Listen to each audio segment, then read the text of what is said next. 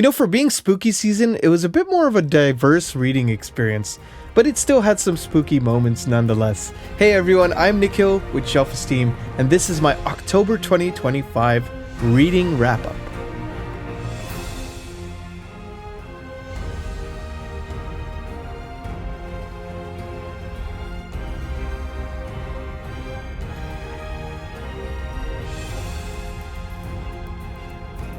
Hey everyone, welcome back to the channel. I'm Nikhil with Shelf-Esteem. I'm a composer, now also a booktuber. You can find my music in book adaptations such as The Wheel of Time, His Dark Materials, and the official companion album for Brent Weeks' Lightbringer series. So this is an expansion on my reading roundup. Every week I always kind of talk about the books I'm reading, blah, blah, blah, what I'm going to read, the channel and all that. But let's dive into books because I had a pretty ambitious TBR. Did I meet all of those goals? Well, I am happy to say I did get a chance to read more than I usually do.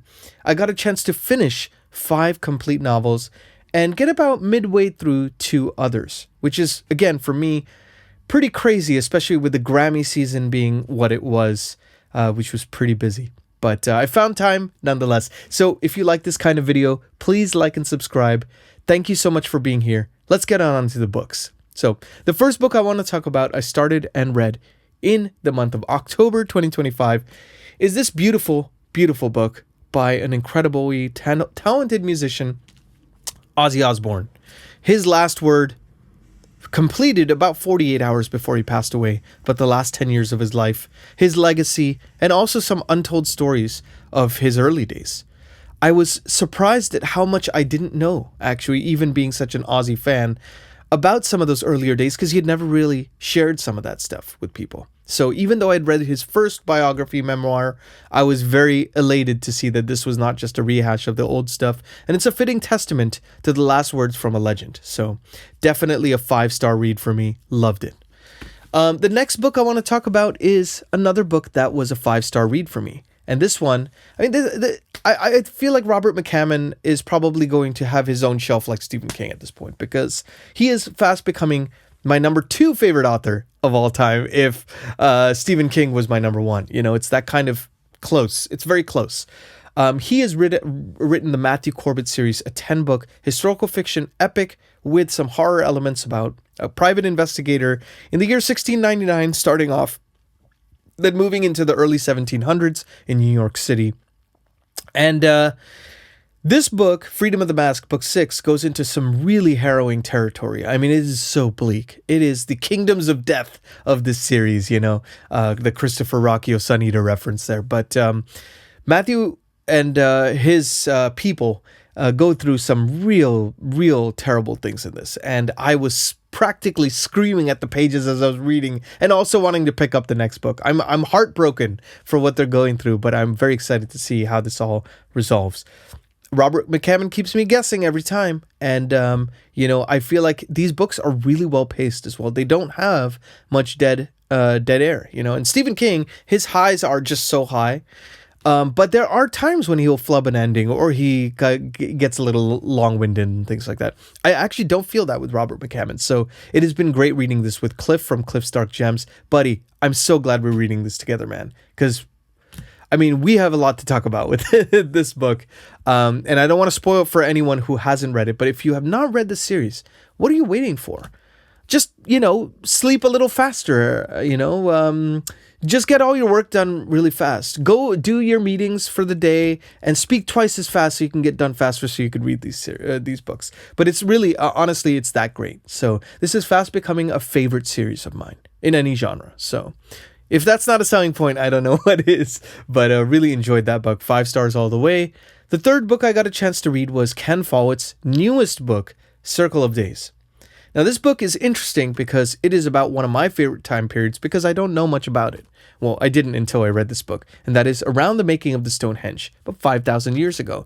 Kind of more of the pagan, tribal cultures that were nomadic cultures that were present in that time period, the farmers, the herders, the woodlanders, and kind of their eternal struggle for food, for resources, for love. It's that kind of a story from multiple POVs, but then it's also about the building of the Stonehenge, and I was just fascinated by that, so I wanted to read it. It was a 700-page novel that, of course, because Ken Follett is so good at plotting his books, it doesn't read like a 700-page novel. How did I feel about it? Well, we were doing this as an official channel read along, and I'm going to save my full thoughts, I think, for a dedicated review, because I think, I want to make sure that for those of you who want to read it, it's spoiler free for the most part, maybe some spoilers at the end. But I will say the long and short of it was, I thought this was brilliantly done given what Ken Follett had to work with, which was not a lot. We don't know much about that time period. There's a lot that's lost to the annals of history. There wasn't really good recordings of things at that time. So we have to surmise some of what was possible and what might have happened in these situations. So there is a bit more fiction than historical fiction, but the historical parts are still depthly researched, as Ken Follett always does for his books. So you never quite feel like, oh, this is just pulling things out of thin air. No, it's actually coming from real theories of how these stones were moved, miles and miles by these people. So it is really great. It's also a little bit of a love story as well. The only gripe I have is really, it's not really Ken Follett's fault, is that the time period, what were people going to fight about? Very basic things. What were people going to think about? Very basic things. So when you're talking from the POV of these characters, they're not going to be quite as nuanced as characters from a World War II historical fiction thing, right? It's just going to be different. However, I still felt like Ken Follett interjected some nuance and made you care about these characters. Even the bad people that were really bad, like you could tell some of it was ego, some of it was fight over resources. It was very interesting to read. So I would probably give this like a 3.75 stars, maybe a 4. Somewhere around that, if I could choose. But if you haven't read Ken Follett, I wouldn't start here. If you've read Ken Follett, I think you will enjoy it for what it is, which is a great book. Nothing mind-blowing, but fantastic read. The next book I got a chance to read, now going into spooky season territory finally, is my first Ronald Malfi book. This one is called Black Mouth. Now, what is this one about? Well, a bunch of people who, as kids, went through something horrific together. Traumatizing, and there's PTSD that comes with that. Well, they have to face that again years later as adults. It's a bit supernatural. It's a bit grounded in addiction and recovery from PTSD and a lot of that stuff, the things that we like about Stephen King. Where did this fall short for me? I think the ending wasn't quite up to snuff for me.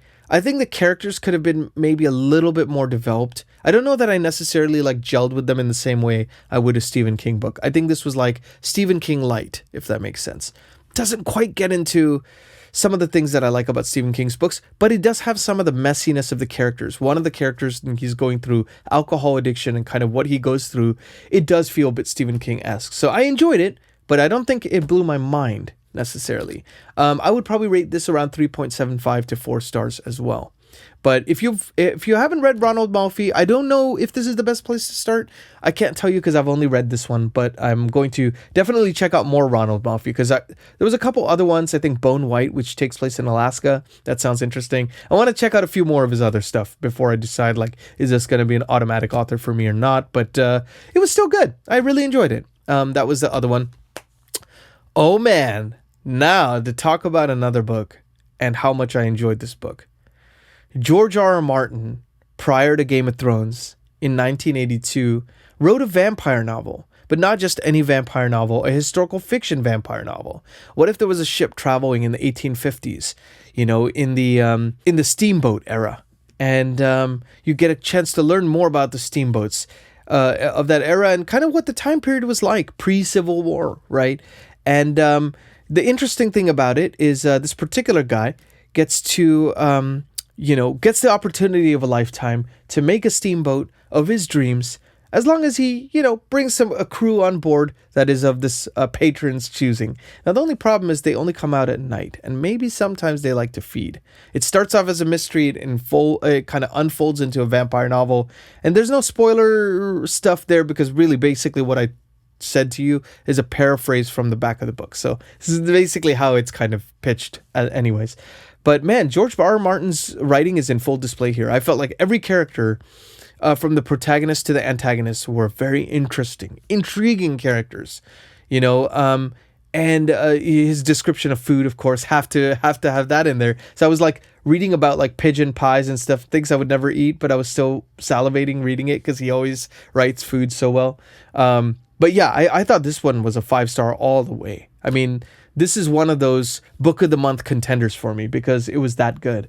I feel like the only thing I would say is there's a particular event that happens around the 80% mark. At that point, you might think the story's over, but then a little bit more happens. And although it resolves in a way that I really enjoyed, I think that there was a 10% there that felt a little long-winded to me. Having said that, I would highly recommend, if you like George R. R. Martin's writing style, if you're pissed off, just like I am, that Game of Thrones will probably never be finished and you want to read more stuff, but you don't know if his earlier works are good enough or past the mustard, this is the one. This is the one to check out. I really thoroughly enjoyed this. So please do yourself a favor, give it a shot. Even if it's spooky season or not, doesn't matter. It's a great one for all seasons. Fever Dream by George R. R. Martin.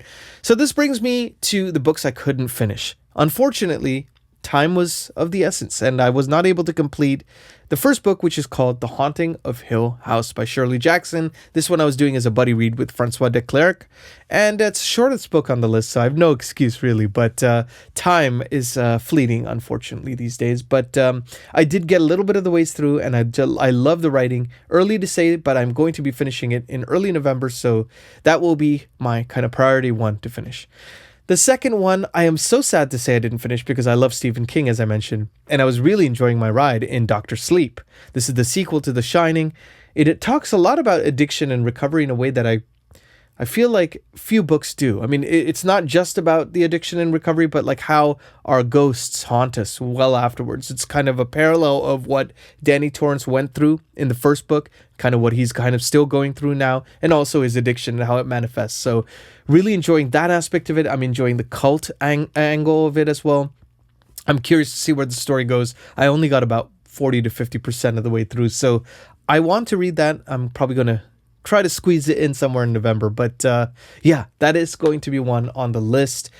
Let's talk about the book of the month. So it was really hard to choose, and I honestly had to choose between two books because, you probably know what those two books are if you've watched this far, but if I had to choose one, and maybe there's a recency bias, so please forgive me if that's the case, because I only just finished this book a couple days ago, like right at the end of October, and that would be, drum roll please,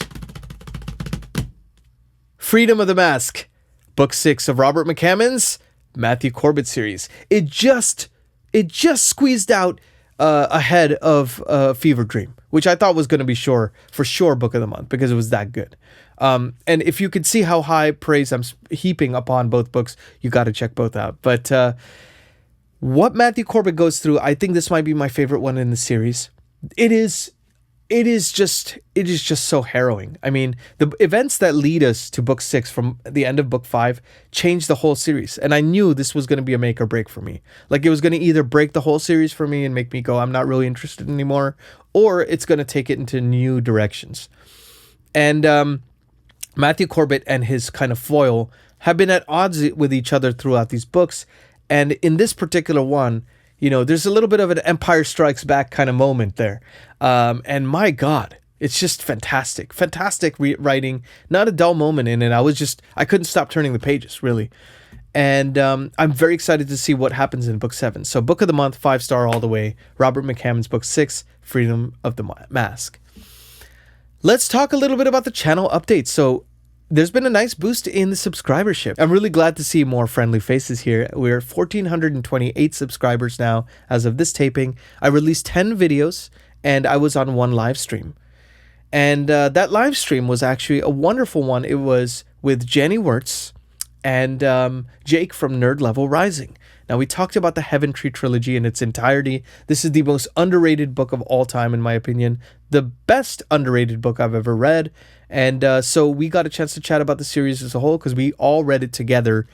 And this will steal your heart, as it stole mine. I think the poetic prose of Jenny Wirtz's and Guy Gabriel Kay's kind of style, but that being historical fiction more from an artist perspective, and also the grounded characters of, like, say, a John Steinbeck.